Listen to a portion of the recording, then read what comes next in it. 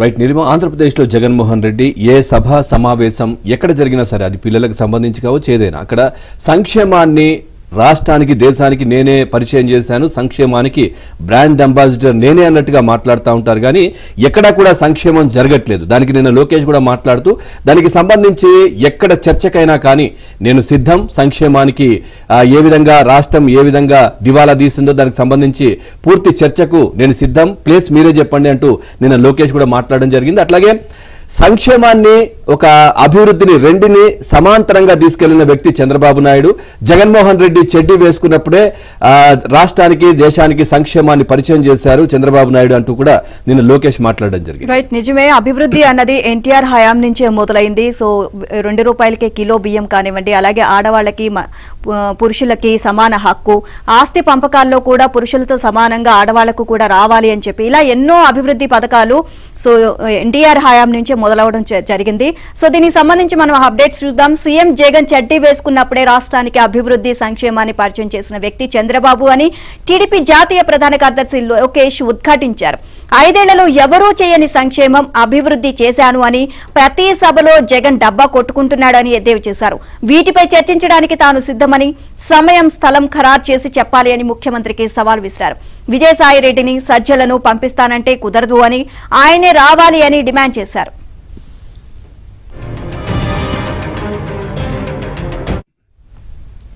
శ్రీ సత్యసాయి జిల్లా పుట్టపర్తి నియోజకవర్గం పరిధిలోని కొత్త చెరువు కదిరి నియోజకవర్గ కేంద్రంలో నిన్న నిర్వహించిన శంఖారావం సభలో లోకేష్ ప్రసంగించారు.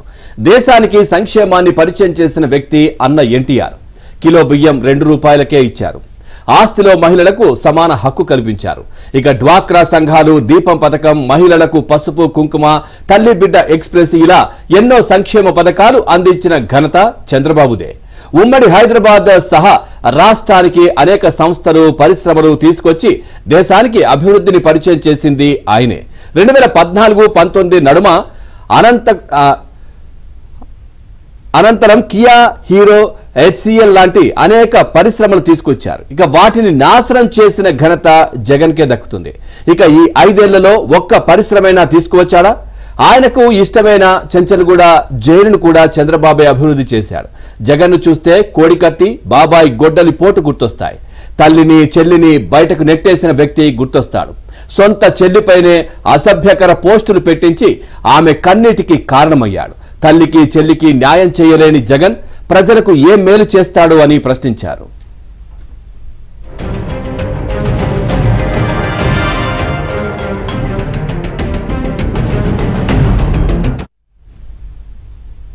పాదయాత్ర సందర్భంగా తనను ప్రొఫెషనల్ కోర్సు చదువుకునేవారు కలిశారని, అప్పుడే వారికి గుణాత్మక విద్య అందించాలని ఆలోచించామని చెప్పారు. అందుకు తగినట్లుగానే కళలకు రెక్కలు పేరుతో ప్రొఫెషనల్ కోర్సుల పథకాన్ని అమలు చేయాలని నిర్ణయించాం. మహిళలకు అన్ని రంగాల్లో సముచిత స్థానం కల్పించింది టీడీపీయే. వారు బాగా చదవాలి, వారికి అండగా ఉంటాం అని హామీ ఇచ్చారు. మోసానికి ప్యాంటు షర్టు వేస్తే జగన్ అచ్చం అలాగే ఉంటాడు అని దుయ్యబట్టారు. చెత్తపైన పన్ను వేసిన సైకో సీఎంను ఇంటికి పంపించాలని ప్రజలకు పిలుపునిచ్చారు. ఇదే అంశానికి సంబంధించి మరిన్ని అప్డేట్స్ మా కరెస్పాండెంట్ సురేష్ అడిగి తెలుసుకుందాం. సురేష్, అభివృద్ధి అలాగే సంక్షేమం ఎవరి హయాంలో జరిగిందో చర్చకు సిద్ధము, మీరు సిద్ధమా అని చెప్పేసి జగన్ కు సవాల్ విసిరారు లోకేష్. ఓవరాల్ గా అప్డేట్స్ ఏంటి దీనికి సంబంధించి? ఎన్నికలకు టీడీపీ క్యాడర్ ను సన్నద్ధం చేయడంలో భాగంగా టీడీపీ జాతీయ ప్రధాన కార్యదర్శి నారా లోకేష్ సత్యసాయి జిల్లాలో పర్యటించారు. సత్యసాయి జిల్లాలోని కదిరి, పుట్టపర్తి నియోజకవర్గాల్లో సంక్రాంతి సభలో ముఖ్యమంత్రి జగన్మోహన్ రెడ్డి తీరుపైన నిప్పులు కక్కారు. అభివృద్ధి సంక్షేమం తెలుగుదేశం ప్రభుత్వ హయాంలో అభివృద్ధి జరిగిందా, లేకుంటే వైసీపీ ప్రభుత్వ హయాంలో అభివృద్ధి సంక్షేమం జరిగిందనే దానిపైన చర్చకు తాను సిద్ధంగా ఉన్నాను. ముఖ్యమంత్రి జగన్మోహన్ రెడ్డి కూడా చర్చకు సిద్ధం కావాలంటూ కూడా చెప్పారు. ఇందుకు సంబంధించి సమయము స్థలం ఖరారు చేయాలని కూడా నారా లోకేష్ నేరుగా ముఖ్యమంత్రి జగన్మోహన్ రెడ్డికి సూచించారు. ఏదైతే అభివృద్ధి సంక్షేమంపై తాను చర్చకు సిద్ధమవుతున్నానో చర్చకు ముఖ్యమంత్రి జగన్మోహన్ రెడ్డి హాజరవ్వాలి. ప్రభుత్వ సలహాదారు సజ్జల రామకృష్ణారెడ్డి కానీ, విజయసాయి రెడ్డి లాంటి వారు ఏ ఒక్కరు కూడా పంపిస్తే కుదరదు. ముఖ్యమంత్రి జగన్మోహన్ రెడ్డి చర్చకు వస్తే తాను సిద్ధంగా ఉన్నాను, ఎక్కడైనా సరే ఏ టైం సమయము స్థలం చెప్పినట్టయితే తాను చర్చించేందుకు సిద్ధం అంటూ చెప్పారు.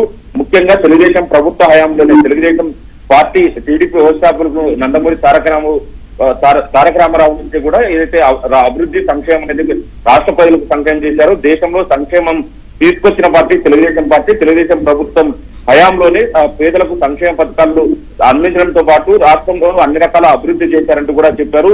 వైసీపీ ప్రభుత్వం హయాంలోకి వచ్చిన తర్వాత ఎలాంటి అభివృద్ధి కార్యక్రమాలు కూడా చేసింది లేదు. ముఖ్యంగా ముఖ్యమంత్రి జగన్మోహన్ రెడ్డి చెడ్డీ వేసుకున్నప్పుడే రాష్ట్రానికి అభివృద్ధి సంక్షేమాన్ని పరిచయం చేశారు. ఏ ఒక్కరికి కూడా ముఖ్యమంత్రి జగన్మోహన్ రెడ్డి చెప్తున్నట్టు కూడా 5 ఏళ్లలో ఎవరు చేయని సంక్షేమం తాను చేశారంటూ కూడా ముఖ్యమంత్రి జగన్మోహన్ రెడ్డి సిద్ధం సభలో ఊదరగొడుతున్నారు.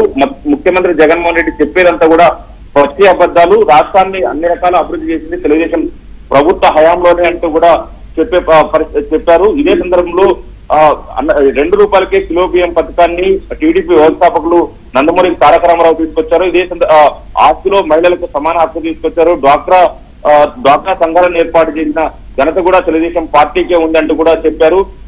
ముఖ్యమంత్రి జగన్మోహన్ రెడ్డి పైన నేరుగా విమర్శలు చేశారు. చర్చకు ఎప్పుడు సిద్ధమైనా కూడా తాను సిద్ధంగాను ఖచ్చితంగా తెలుగుదేశం ప్రభుత్వ హయాంలో పేదల కోసం నిరుపేదల కోసం ఎలాంటి సంక్షేమ పథకాలు తీసుకొచ్చాను, ఏ విధంగా అభివృద్ధి చేశాము తాము చర్చించేందుకు సిద్ధంగా ఉన్నాం. వైసీపీ ప్రభుత్వంలో ముఖ్యమంత్రి జగన్మోహన్ రెడ్డి ఏం చేశారో చర్చకు సిద్ధం కావాలంటూ నారా లోకేష్ చేసిన వ్యాఖ్యలు తీవ్ర చర్చనీయాంశంగా ఉన్నాయి.